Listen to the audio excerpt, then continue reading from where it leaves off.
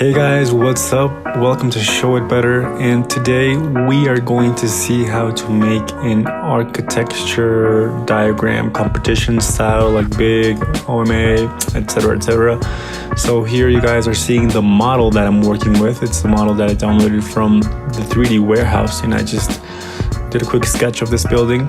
So what we want to do is put this in parallel projection, and we're going to do two things: export a clay rendering and export a line image, right? So for the clay rendering, you're going to go to your V-Ray settings, then you're going to go to the settings part and make sure the material override option is on, so everything will look the same material. And your render output, it has the image size you want it to be and in a very high quality. That's basically it. And remember, you have to have a parallel projection on, and you just click render, and that is it for the first part. You have to make sure the light is right. You don't want everything to be in shadow, so it's like kind of like 12 o'clock midday in this image. And after you render that, you want to put the line mode and export it as a PDF, because we're going to import that into Illustrator. After you export that and import it into Illustrator, you're going to see, as you can see here on the screen, that all the lines have the same thickness and they look, all very thick, so there's nowhere that call your attention, right? So what we're going to do, as you guys can see here, all the lines are just very thick. What we're going to do is just select all the lines and lower the stroke. Right now it's at 1 point, and we're going to put in 0.25 points, right? So now you guys can see the detail is much more visible. It's much better. And the next step we're going to do is we're going to make our building stand out more by outlining it in a stronger line. Now, I'm a very basic Illustrator guy, so I don't know much tricks, so I'm just gonna click the line tool, select that it has 1 point of stroke, and just add a stroke around the main building. That's basically what I'm going to do.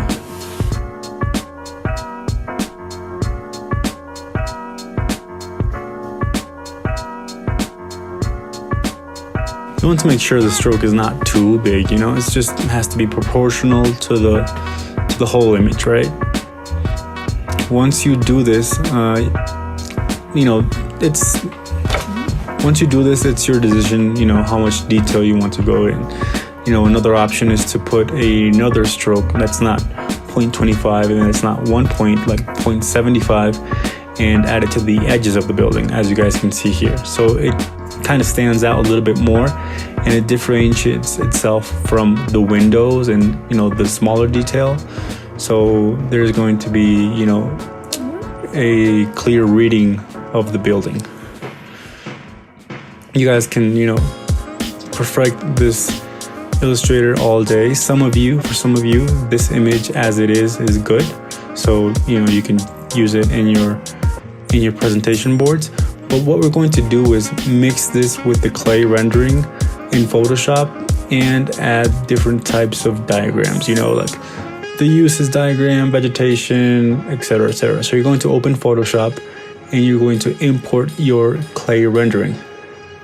And as we can see here, it has kind of the shadows are kind of like bluish and kind of bluish yellowish. So what we're going to do is turn it black and white so it doesn't have this tone.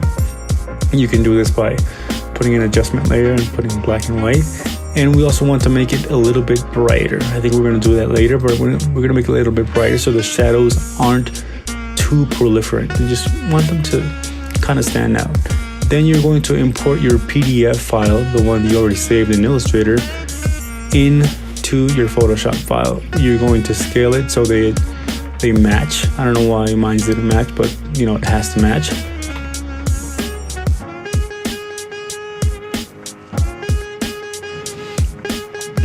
And you have to make sure all the lines can see correctly.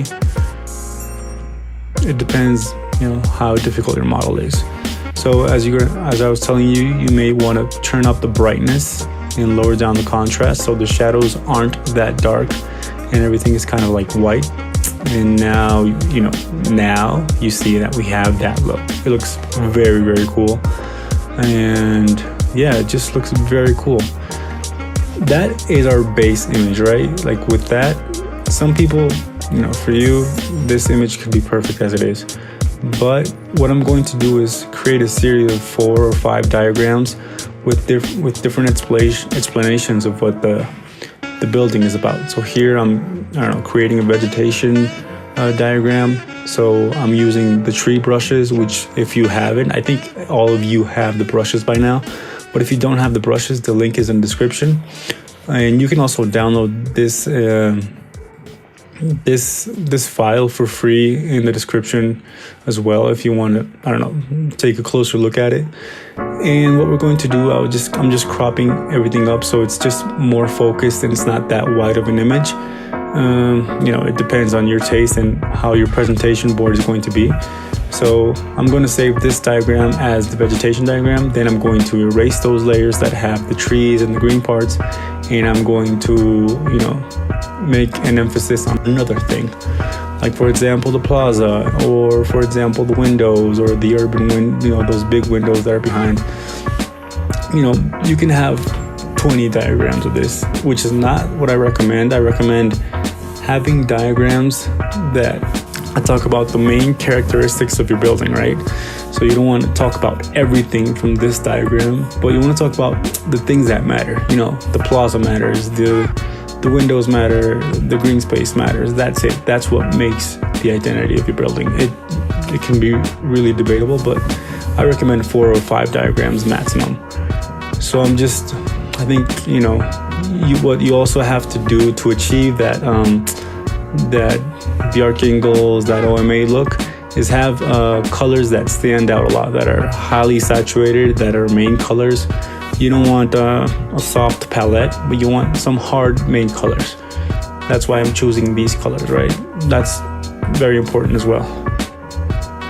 Then we're going to open InDesign, which is, I don't know if most of you know, but I make all my presentation boards in InDesign. I think it's the best tool, and I want to make a tutorial later about InDesign. But for now, I'm just going to make like a little mini board of how this would look. So I'm just, InDesign is pretty basic from my point of view. Just select the paper size, then you import the images, and now I'm going to add all the text and place them in the space where I would want them to be. So if we have all of this ready, it's just ready to export into the real presentation board, or if that is your presentation board, that's all right. So make sure you select a typography that is not too flashy, just pretty basic, so people can read it easily. I'm using Bebas New. I don't know how to pronounce it, but it's a pretty common font, which serves the purpose.